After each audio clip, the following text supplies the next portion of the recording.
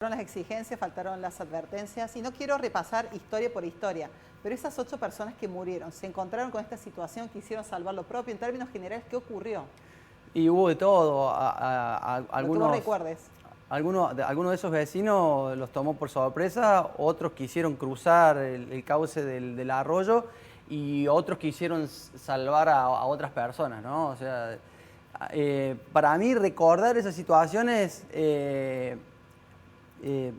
me llena de una emoción que me cuesta desarrollarla, la verdad, porque pude vivir en vivo y directo la situación de un vecino de Río Ceballos que intentó cruzar el vado y a instancia de su esposa diciéndole que no cruzara. Y vimos cómo la corriente se lo llevaba con una fuerza poderosa, ¿no? Y encontré el cuerpo de ese hombre unos metros más abajo, pues, un hombre que trabajaba en la Municipalidad de Río Ceballos. Me imagino el dolor. Sí, pensaba, ¿no? Tu cobertura excelente de llegar al lugar en cuanto se conocía el desborde de los ríos. ¿Qué recordás? ¿Qué es lo que más te impactó? ¿Qué es lo inolvidable 7 años después de haber estado en aquel momento? La verdad, sí, vos sabés que hoy lo hablaba con la productora del programa, con Viviana, y realmente nosotros estábamos trabajando, haciendo guardia el día domingo con el camarógrafo, con José Lescano, con el cable, que todos lo conocemos así, y realmente en esa época las redes sociales no se utilizaban tanto. Entonces nosotros íbamos porque la lluvia y la tormenta había arrastrado a una joven scout que estaba allá en Acochinga. Íbamos para cubrir esa noticia y quedamos atrapados en Sierras Chicas por el agua. Entonces cuando nos bajamos a empezar a ver qué sucedía, porque no sabíamos hasta las 5 o 6 de la tarde, no teníamos idea de lo que estaba pasando. Estábamos atrapados y empezamos a cubrir todo lo que sucedía. Bueno, cubrimos cuando el camión se lleve el agua. Recién cuando él narraba, me acordaba patentemente que nos bajamos con el camarógrafo y estábamos ahí y me dice, esto es grave, mirá cómo el agua se está llevando el camión. Y tratábamos de llegar a la zona de un camión. Sí, nosotros fuimos el único medio que tuvimos esa imagen. El camión arrasado por el agua, fue impresionante. También estuvimos en el cuartel de bomberos, en la granja, que es totalmente arrasado por el agua, y tratábamos de llegar en donde estaba un auto donde había 2 personas atrapadas al auto. Y realmente vivíamos la desesperación de la gente. Íbamos pasando de un lugar a otro y se había llevado el agua, arrasaba con negocios, con verdulería. Me acuerdo que nos encontramos con las verduras en el medio de la ruta. Se veían los muebles. Ya era impresionante y realmente nos dábamos cuenta que algo sucedía, porque yo le contaba a Viviana esta mañana y me acordaba, yo trataba de poner el paraguas que tenía para cubrir la cámara, porque uno trata de cubrir siempre el equipo cuando estás en la calle, decís, bueno, nosotros nos mojamos. Y no podía, el agua me vencía el paraguas. Si nos mojábamos, pero, o sea, eso era la vivencia que teníamos. Y llegamos como eso de las 6 de la tarde a Villa Allende, cuando nos encontramos con todos los vecinos en los techos de su casa. Realmente era desesperante, porque uno sabe ir a cubrir notas a Villa Allende. ¿Cuántos metros subieron los ríos? Imagínate que... De un arroyo insignificante. No, era impresionante. 3 o 4 metros vertical, ¿no? Claro. De mínima, porque si me pongo a pensar en la imagen del barrio Ñu Porá en Río Ceballos, alto, arriba de los techos, me pongo a pensar en la imagen del anfiteatro de Villa Allende. No existe más. La ferretería del anfiteatro, tapada, completamente tapada. Sí. El anfiteatro dejó de existir a partir de la tragedia, bueno, ¿no? ahí está lo que vos recién mencionabas. Siempre el río vuelve a su cauce. Sí, sí. Por más que sea de la mano del hombre, siempre vuelve a su cauce. Y una vez acontecida esta tragedia, ¿cómo actúan los entes oficiales, no? Porque bueno, fue un desastre la previa, no se hizo nada desde ningún punto de vista. No se cuidó el ambiente, el ecosistema, no hubo organización, no hubo estrategia, cada uno construía donde quería, se permitieron desarrollos, se hizo todo mal. Y después sí destacó la solidaridad de la gente, pero Defensa Civil, ¿se trabajó coordinadamente? ¿Se vio algo positivo o también fue una improvisación en todo ámbito? Lo que pasa es que creo que lo sorprendió a todos. Sí, yo creo que si tenés un equipo capacitado, yo creo que sí, las acciones. Hubo un trabajo honesto y sincero de parte de las fuerzas oficiales. Estaba todo el mundo compungido con lo que estaba pasando. Fue realmente alevoso lo que sucedió. Se daba la particularidad de que había elecciones. En Villa Allende había una elección municipal. En otras localidades, no recuerdo en cuáles, pero había clima electoral con todo lo que eso significaba. Y había que dar de baja todo eso. Tal cual. Yo me acuerdo que el exintendente Héctor Colombo de Villa Allende decía que en 15 días la provincia resolvía la situación. Y viendo el panorama, que parecía un panorama de guerra realmente, era imposible imaginar que en 15 días se resolviera el fenómeno meteorológico que aparte había devastado la región. No era una inundación común y corriente. Era un diagnóstico inicial que dejó mucho que desear. Una locura bueno, lo que pasó. ¿se acuerdan que a las 9 de la noche dio una conferencia el gobernador José Manuel de la Sota en ese entonces, acompañado de todos los que eran los ministros, y explicó más o menos lo que había sucedido, porque realmente no había palabras para lo que se estaba viviendo en ese momento en la zona de Sierras Chicas? Sí, y retomando con esto del voluntariado, ¿no? De la acción natural y espontánea de la gente, la verdad que ahí se puso en manifiesto un espíritu solidario, bueno, a la enésima potencia. Como cosa positiva, lógicamente, mostrar y reflejar eso, ¿no? Que en cada ciudad y en distintos lugares todo tipo de instituciones se ponía a merced de la situación y sin ningún atisbo de egoísmo ni pose, estaba a disposición de cualquier nos cosa. posicionamos en una vivienda. El río arrasó con todo. Luego queda todo lleno de barro. Perdés los muebles, perdés todo. Tenés que arrancar de cero, ¿no? Sí. Es un panorama sumamente complicado y pensaba lo que recién comentaban los colegas.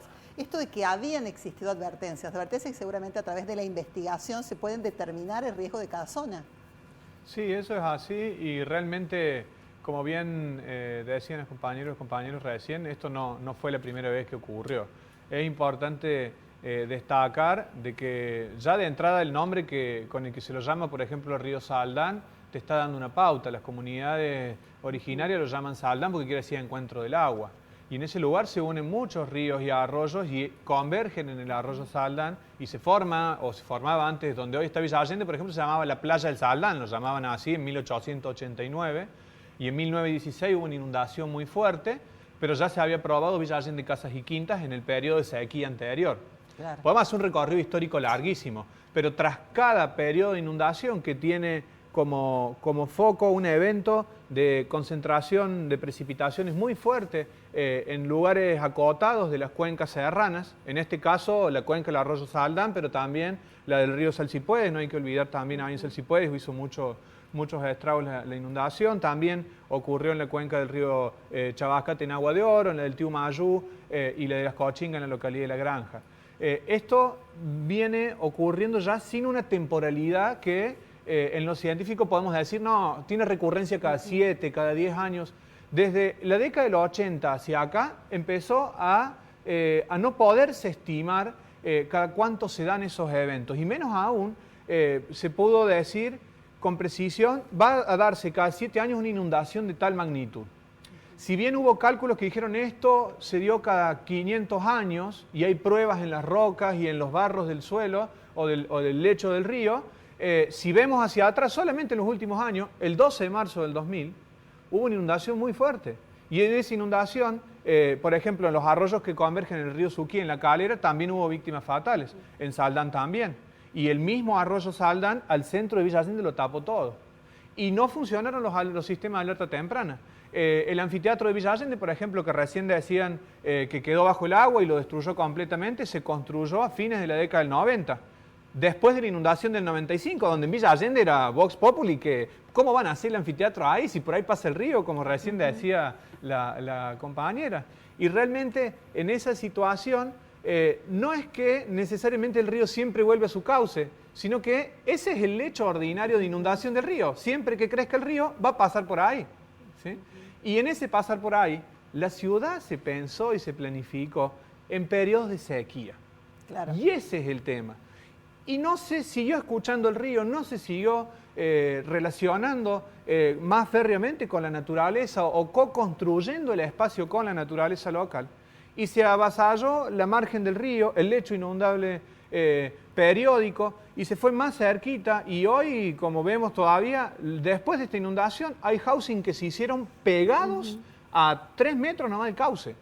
Y eso es más gente, porque antes había una casa y después de la inundación de 2015 ahora hay un housing, eso quiere decir un conjunto de viviendas colectivas. Hay más gente que se va a mudar cerca del río en una zona donde esto puede ocurrir porque es una cuenca y ahí converge el agua. Y sin olvidar esto que lo dijiste al comienzo, lisa y llanamente es importante destacar de que acá hubo una seguidilla de destrucciones de la cuenca a lo largo del tiempo antes del 15F. que en los últimos años tienen la misma cantidad de incendios, por ejemplo, que han hecho de las cuencas, en vez de una esponja, un tobogán, como dice Alicia Bachuk en los trabajos de ella.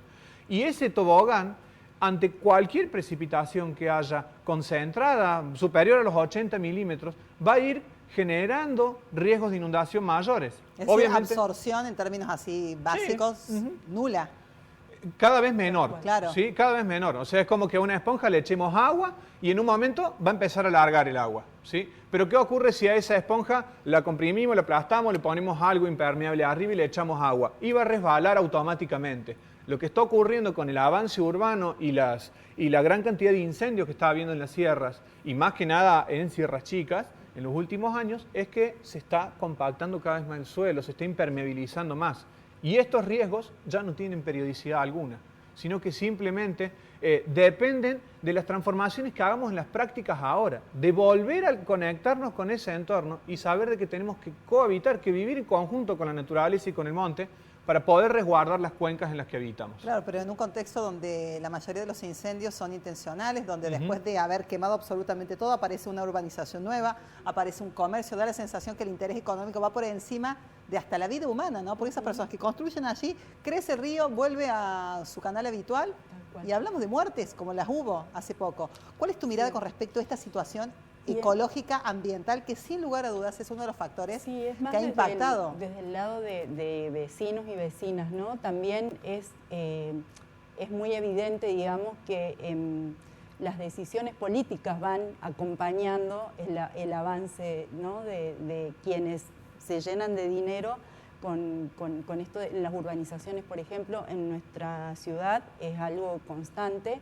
Y nosotros, nosotras, desde la Asamblea, en este camino de 7 años, notamos que se han ido sumando otros vecinos. Hay cierta conciencia, digamos, de cómo vivimos en estos espacios, qué es lo que queremos, qué es lo que no queremos. Pero bueno, nos cuesta encontrar los canales de participación dentro del Estado donde se deciden muchas de estas cuestiones. Y bueno, y esa es como la lucha que tenemos, digamos, ¿no? Y luego de lo acontecido hace 7 años, hoy, ¿cuál es el pedido? ¿Qué es lo que no quieren y qué es lo que no puede volver a ocurrir? Ordenamiento territorial, participativo y comunitario. O sea, de la tragedia ahora todo sigue igual. No ha cambiado demasiado, digamos. De hecho, en Unquillo, recién el año pasado, las familias pudieron ir a vivir a una vivienda nueva. Una de esas viviendas se derrumbó a la primera lluvia, con rajaduras, toda una situación de descuido y de violencia permanente, ¿no? Desde las instituciones hacia las familias que sufrieron todo ese periodo de tiempo viviendo en lugares pegados al río. Cada lluvia que se desataba era toda una situación de angustia en las familias, el terror que sigue instalado. Entonces eso también es parte del abandono que vivimos, ¿no? Claro, un abandono, una contradicción y hasta ridículo. Sí, ahí donde están puestas estas viviendas nuevas, pasó el río, arrasó con todo, otra vez el Estado genera viviendas ahí. Es hasta una charla de dementes. Las viviendas nuevas se generaron en otro lugar. El tema es que esas familias, al haber decidido esas viviendas nuevas, tenían